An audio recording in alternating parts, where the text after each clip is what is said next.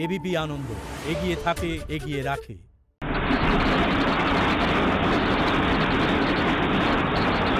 आज़ादी की लड़ाई के समय हमारे स्वतंत्रता सेनानी जिस सशक्त और स्वतंत्र भारत का सपना देख रहे थे, उस सपने को सच करने का आधार भी देश की आत्मनिर्भरता से ही जुड़ा था। कोरोना काल में बनी वैश्विक परिस्थितियों ने जब हर देश की प्राथमिकता उसकी अपनी जरूरतें थी, हमें ये याद दिलाया है कि आत्मनिर्भर भारत का निर्माण क्यों इतना महत्वपूर्ण है।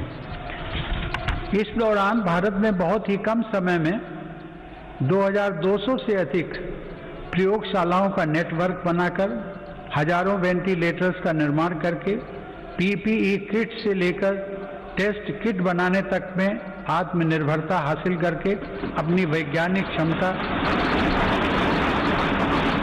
अपनी तकनीकी दक्षता और अपने मजबूत स्टार्टअप इकोसिस्टम का भी परिचय दिया है। हमारे लिए यह और भी गर्व की बात है कि आज भारत दुनिया का सबसे बड़ा टीकाकरण अभियान चला रहा है।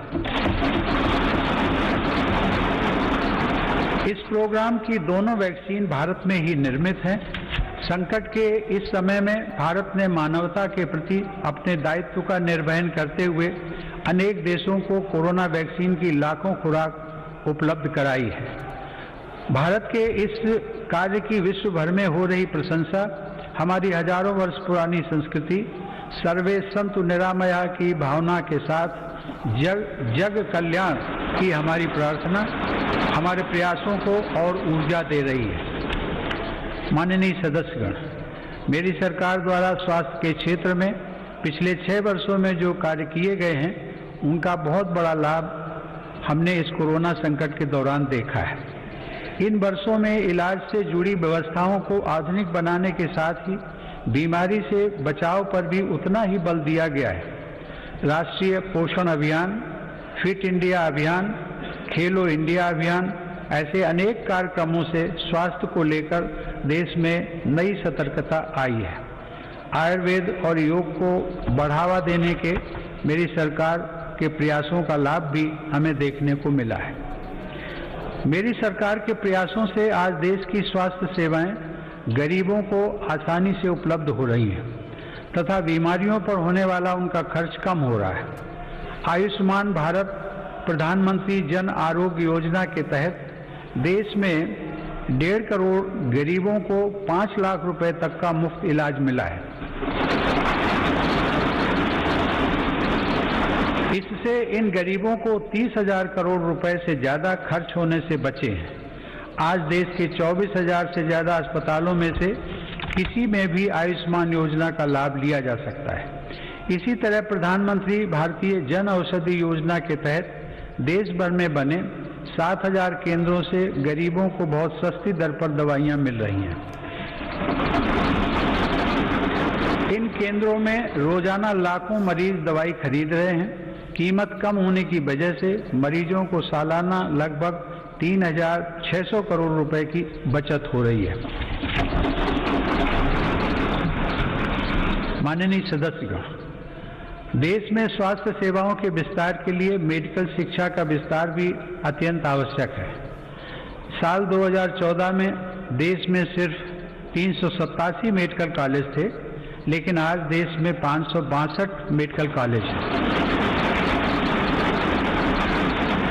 बीते 6 वर्षों में अंडर ग्रेजुएट और पोस्ट ग्रेजुएट चिकित्सा शिक्षा में 50,000 से ज्यादा सीटों की वृद्धि हुई है।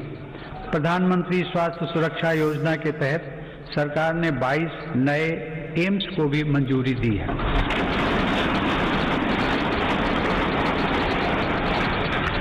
राष्ट्रीय चिकित्सा आयोग के साथ ही 4 स्वायत्त बोर्ड का गठन कर केंद्र सरकार ने चिकित्सा शिक्षा के क्षेत्र में ऐतिहासिक सुधारों की नींव रखी है। इन्हीं सुधारों के क्रम में दशकों पुरानी मेडिकल काउंसिल ऑफ इंडिया के स्थान पर नेशनल मेडिकल कमीशन की स्थापना की गई है। माननीय सदस्यगण, आत्मनिर्भर भारत अभियान केवल भारत में निर्माण तक ही सीमित नहीं है, बल्कि यह भारत के हर नागरिक का जीवन स्तर ऊपर उठाने तथा देश का आत्मविश्वास बढ़ाने का भी अभियान है। आत्मनिर्भर भारत का हमारा लक्ष्य आत्मनिर्भर कृषि से और सशक्त होगा। इसी सोच के साथ सरकार ने बीते 6 वर्षों में बीज से लेकर बाजार तक हर व्यवस्था में सकारात्मक परिवर्तन का प्रयास किया है, ताकि भारतीय कृषि आधुनिक भी बने और कृषि का विस्तार भी हो। इन्हीं प्रयासों के क्रम में मेरी सरकार ने स्वामीनाथन आयोग की सिफारिशों को लागू करते हुए लागत से 1.5 गुना MSP देने का फैसला भी किया है।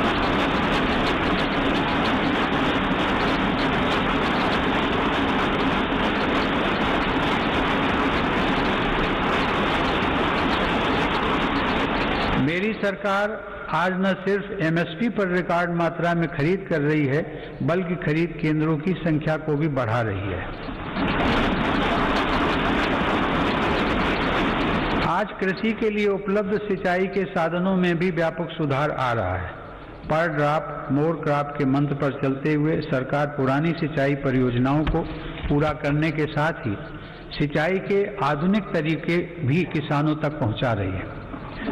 2013-14 में जहां 42 लाख हेक्टेयर जमीन में ही माइक्रो इरिगेशन की सुविधा थी, वहीं आज 56 लाख हेक्टेयर से ज्यादा अतिरिक्त जमीन को माइक्रो इरिगेशन से जोड़ा जा चुका है।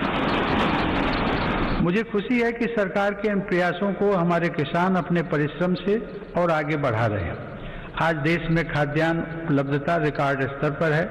वर्ष 2008-9 में जहां देश में 234 मिलियन टन खाद्यान्न की पैदावार हुई थी, वहीं साल 2019-20 में देश की पैदावार बढ़कर 296 मिलियन टन तक पहुंच गई है।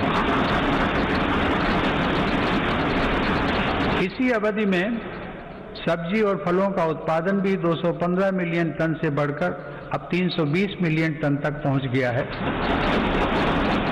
मैं इसके लिए देश के किसानों का अभिनंदन करता हूं।